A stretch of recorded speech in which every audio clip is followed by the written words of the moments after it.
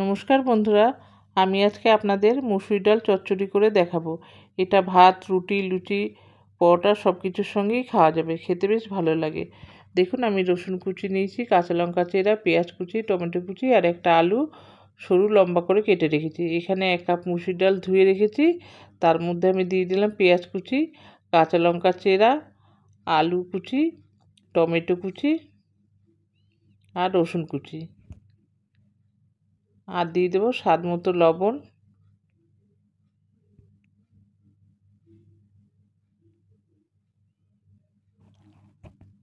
হলুদ গুঁড়ো,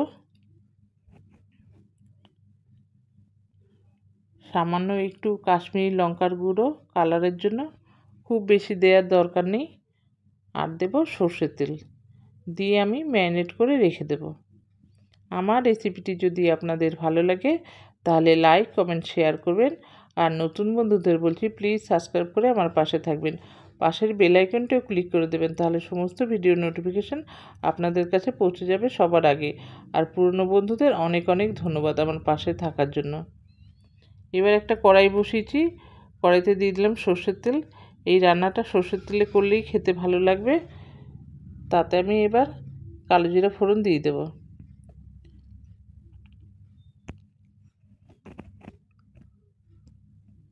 ফোড়নটা থেকে ভালো সুগন্ধ বেরোলে আমি দিয়ে দেবো ম্যারিনেট করা ডালটা, দিয়ে একটু ভাজা ভাজা করে নেব।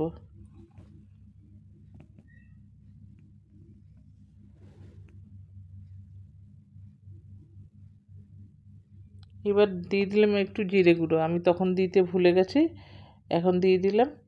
দিয়ে ভালো করে নেড়ে চেড়ে মিশিয়ে দেব। দেখুন, ডালটা ভাজা ভাজা হয়ে গেছে। এবার আমি পরিমাণ মতো জল দিয়ে দেব, খুব বেশি জল দেব না, এমনভাবে জল দিতে হবে আলু আর ডালটা যাতে সেদ্ধ হয়ে যায়। দেখুন, আমি অল্প করেই জল দিয়েছি।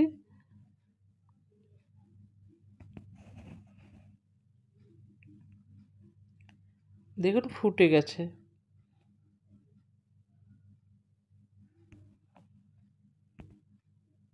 এবার দেখুন মোটামুটি সেদ্ধ হয়ে গেছে। আমি ডাল আর আলুগুলো একটু গেলে দিচ্ছি।